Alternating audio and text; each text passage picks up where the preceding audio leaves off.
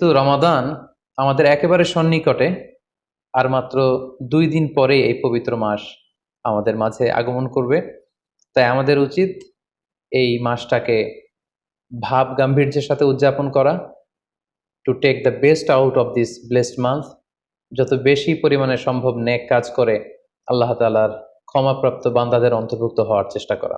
আমরা যদি এই মাসকে উদযাপনের জন্য এখন থেকে একটা প্ল্যান করি বা প্রোগ্রাম করি এবং সেটার আলোকে যদি পুরো মাসটি আমরা পরিচালনা করবার চেষ্টা করি, তাহলে আশা করি খুবই ফ্রুটফুল ওয়েতে এই যে অফার দেওয়া হয়েছে, স্পেশাল অফার, এই অফারগুলোকে আমরা কাজে লাগাতে পারবো এবং বেশি বেশি আবাদত করে আল্লাহ তাআলার প্রিয় ভাজনদের অন্তর্ভুক্ত হতে পারবো। এই পৃথিবীতে আমরা যখন কোনো বিজনেস রান করি, নিশ্চয়ই তার আগে একটা প্ল্যান করি, একটা প্ল্যান সাজাই। বড় কোনো প্রজেক্ট যখন আমরা হাতে নিই, আমরা একটা প্রজেক্ট প্ল্যান দাঁড় করাই এবং সেটার আলোকে আমরা সেই প্রজেক্টটাকে রান করবার চেষ্টা করি। তাই আর যেহেতু মাত্র 2 দিন বাকি, আমরা যদি এখন থেকেই একটি প্ল্যান করি বা একটি পরিকল্পনা সাজাই, হতে পারে এটা লিখিত পরিকল্পনা কিংবা অ্যাটলিস্ট নিজের সাথে নিজের বোঝাপড়া যে আমি এই কাজগুলো রমাদানে করতে চাই, এগুলো করতে চাই না, ডুজ অ্যান্ড ডোন্টস গুলোকে আমি মেনে চলতে চাই, যেগুলো করা উচিত এগুলো আমি বেশি বেশি করব, যেগুলো থেকে দূরে থাকা উচিত এগুলোর ব্যাপারে আমি সাবধান থাকবো। অ্যাটলিস্ট মনের সাথে মনে একটা বোঝাপড়া অথবা কাগজে লিখে আমাদের একটি পরিকল্পনা করা উচিত। সো এ পর্যায়ে এই রমাদান কেন্দ্রিক আমরা কি ধরনের পরিকল্পনা করতে পারি এবং সেই পরিকল্পনায় কোন কোন বিষয়গুলো স্থান পেতে পারে বলে আমি মনে করি, সেগুলো আপনাদের সাথে সংক্ষিপ্তভাবে শেয়ার করবো ইনশাআল্লাহ। প্ল্যান করার ক্ষেত্রে সর্বপ্রথম যেটা আমি বলবো, প্ল্যান করবার সময় অল্প প্ল্যান করুন এবং সেটা যতটুকু প্ল্যান আপনি করবেন সেটা নিয়মিত করবার চেষ্টা করুন। আমাদের অনেকের মধ্যে এমন একটা ভাব কাজ করে যে যেহেতু এটা অনেক রহমতের মাস, বরকতের মাস, মাগফিরাতের মাস, আবেগে তারা অনেক বেশি প্ল্যান করে ফেলে এবং সেই অনুযায়ী রমাদানের শুরুতেই সারা রাত তাহাজ্জুদ, সারাদিন এবাদত তেলাওয়াত, এরকম 2-4 দিন চলার পরে, কয়েকদিন যাওয়ার পরে সে আবেগটা ঝরে পড়ে, সে আবেগটাকে সে ধরে রাখতে পারে না। কারণ এমন প্ল্যান করা হয়েছিল যেটা রেশনাল ছিল না, যেটা হয়তো যৌক্তিক ছিল না বা বাস্তবসম্মত ছিল না।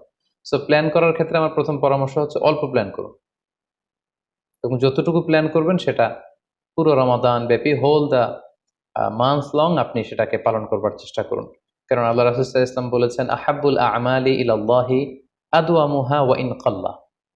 আল্লাহ তাআলার কাছে সবচেয়ে প্রিয় আমল হচ্ছে সেটা যেটা মানুষ নিয়মিত করে, যেটা বান্দা রেগুলার বেসিসে করে, যদিও এটা পরিমাণে কম হয়। সো আপনি পরিমাণে যদি কমও করেন, সেটা যদি পুরো রমাদান মাস ব্যাপী একই ধারাবাহিকতায় আপনি ইবাদত করেন, তেলাওয়াত করেন, তাহাজ্জুদ পড়েন, জিকির আজকার করেন, সাদাকা করেন, দান করেন, এটার যদি একটা ধারাবাহিকতা থাকে, সেই ইবাদতটা আল্লাহ তাআলার কাছে বেশি প্রিয়। তাই প্ল্যানের ক্ষেত্রে আমার সর্বপ্রথম পরামর্শ হচ্ছে অল্প প্ল্যান করুন, স্বল্প পরিসরে প্ল্যান করুন, হাতে গোনা অল্প কয়েকটি বিষয়ের ব্যাপারে আপনি কনসার্নড হন এবং যতটুকু প্ল্যান করেছেন ততটুকু নিয়মিত বাস্তবায়ন করুন। প্ল্যানের ক্ষেত্রে সর্বপ্রথম যেটা আমি বলতে চাই সেটা হচ্ছে পুরো রমাদান মাসে সালাতের ব্যাপারে আমাদেরকে সর্বপ্রথম বেশি সচেতন থাকতে হবে। It's mandatory. 5 ওয়াক্ত সালাত যেন আমরা জামাতের সাথে আদায় করতে পারি, এই বিষয়টা খেয়াল রাখতে হবে। কোনো কারণে যদি জামাত ছুটেও যায়, কাজা যেন না হয়ে যায়। কারণ আমাদের যদি জামাত ছুটে যায়, সালাত যদি কাজা হয়ে যায়, তাহলে আপনার প্রোডাক্টিভিটি কমে যাবে। সো প্ল্যানের ক্ষেত্রে এখন থেকে আমাদের এটা মাথায় রাখতে হবে যে পুরো রমাদান জুড়ে আমরা 5 ওয়াক্ত সালাত জামাতের সাথে আদায় করব। কোনো কারণে জামাত যদি ছুটেও যায়, কোনো নামাজ যেন আমার কাজা না হয়ে যায়, এ ব্যাপারে আমরা সচেতন থাকবার চেষ্টা করব। 3 নম্বরে হচ্ছে কোরআন তেলাওয়াত করা। যেহেতু রমাদানুল মুবারক এটা কোরআন নাজিলের মাস, আল্লাহ তাআলা বলছেন শাহরু রমাদান আল্লাযী উনজিলা ফীহিল কুরআন। রমাদান তো এমন মাস যে মাসে আল্লাহ তাআলা কোরআন নাজিল করেছেন। সো এটা কোরআনকে উদযাপনের মাস, কোরআনের সাথে নতুন করে সম্পর্ক গড়বার মাস, বেশি বেশি কোরআন তেলাওয়াত করবার মাস। নফল ইবাদতের যে লিস্ট আছে তার মধ্যে সবচেয়ে শ্রেষ্ঠ নফল ইবাদত হচ্ছে কোরআন তেলাওয়াত করা এবং সেটার মোক্ষম সময় হচ্ছে রমাদানুল মুবারক। আমরা প্রত্যেকেই জানি যে এই মাসে তেলাওয়াত করে, তেলাওয়াত করার যে একটা আবহ, যে একটা ইমেজ, যে একটা পরিবেশ এবং যেরকম একটা মজা পাওয়া যায়, বছরের অন্য কোনো মাসে কিন্তু ওই ফিলিংটা আমাদের আসে না।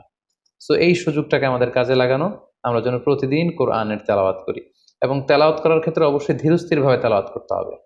আমরা অনেকে তাড়াহুড়ো করে তেলাওয়াত করি। হাদিসে এসেছে রুব্বা কারিন লিল কোরআন ওয়াল কোরআন ইয়ালআনু।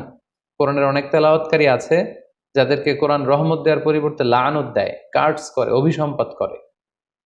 তাই তাড়াহুড়ো করে আমরা যেন কোরআন তেলাওয়াত না করি।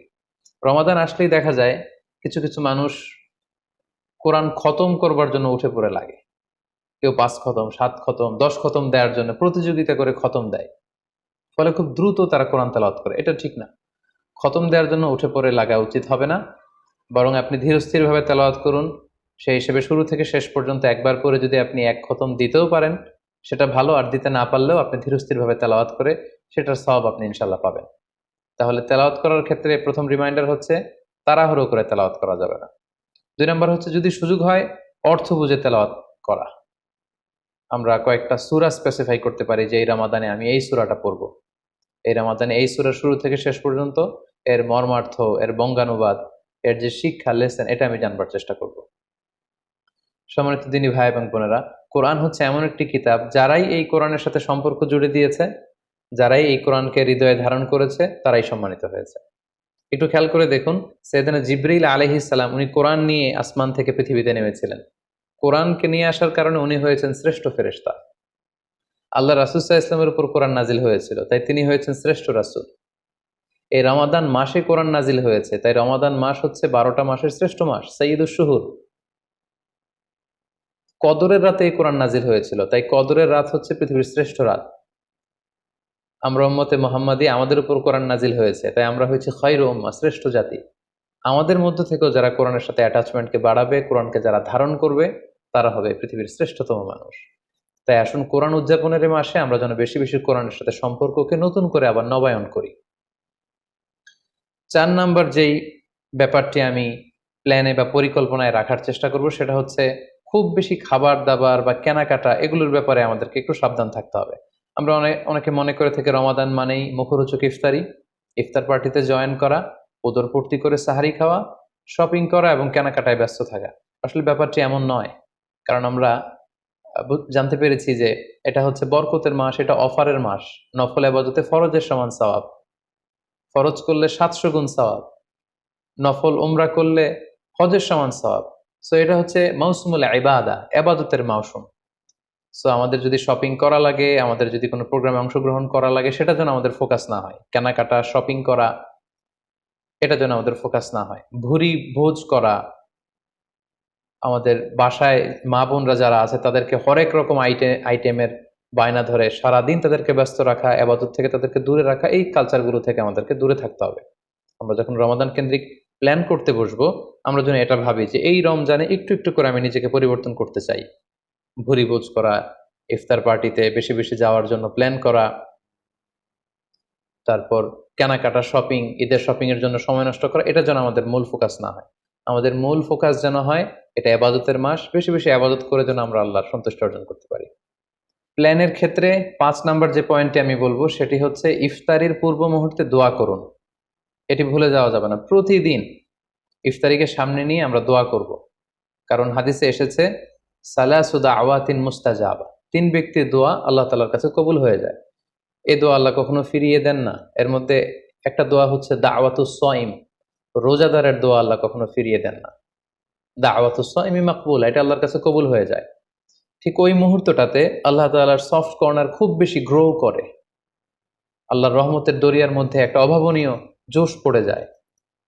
আল্লাহ তাআলা এই দৃশ্যটাকে খুব দেখতে পছন্দ করে যে বান্দা সামনে খাবার নিয়ে বসে আছে, শরবত নিয়ে, পানীয় নিয়ে বসে আছে, ক্ষুধায় তৃষ্ণায় সে জর্জরিত, সে চাইলেই সামনে থেকে নিয়ে মুখে তুলে খাবারটা খেতে পারে, কিন্তু সে আমার ভয়ে খাচ্ছে না। তখন আল্লাহ তাআলা এই দৃশ্যটা দেখতে বড্ড পছন্দ করেন। ঠিক এই মুহূর্তে আপনি যখন বুদ্ধি করে আল্লাহ তাআলার কাছে চাইতে শুরু করবেন, কায়মনো বাক্যে চোখের পানি ছেড়ে, আপনি চাইতে দেরি হবে, এই দোয়া আল্লাহ তাআলার কাছে কবুল হতে দেরি হবে না। তাই এই ভুলটি যেন আমরা না করি, এই বরকত যেন আমরা মিস না করি। প্রতিদিন খেয়াল করে, সম্মানিত দিনী ভাই এবং বোনেরা, খেয়াল করে ইফতারের পূর্ব মুহূর্তে দোয়া করুন। আপনার কি চাহিদা, আকুতি মিনতি আল্লাহর কাছে আছে, আপনি পেশ করুন। 7 নম্বর পয়েন্টটি হচ্ছে ধীরস্থির ভাবে তারাবির সালাত পড়ুন। প্ল্যান করে ফেলুন কোন মসজিদে পড়বেন, কোথায় পড়বেন, কোভিড আউটব্রেকের কারণে কোনো রেস্ট্রিকশন থাকলে বাসায় কিভাবে পড়বেন, পরিবেশটা আপনি কেমন দেখতে চান, কিভাবে করতে চান, এখন থেকে প্ল্যান প্রোগ্রাম করে ফেলুন। তারাবির সালাতের ক্ষেত্রে পরামর্শ হচ্ছে ধীরস্থির ভাবে তারাবির সালাত আদায় করুন। সালাতুত তারাবিহ শব্দের অর্থই হচ্ছে বিশ্রামের সালাত, অর্থাৎ আপনি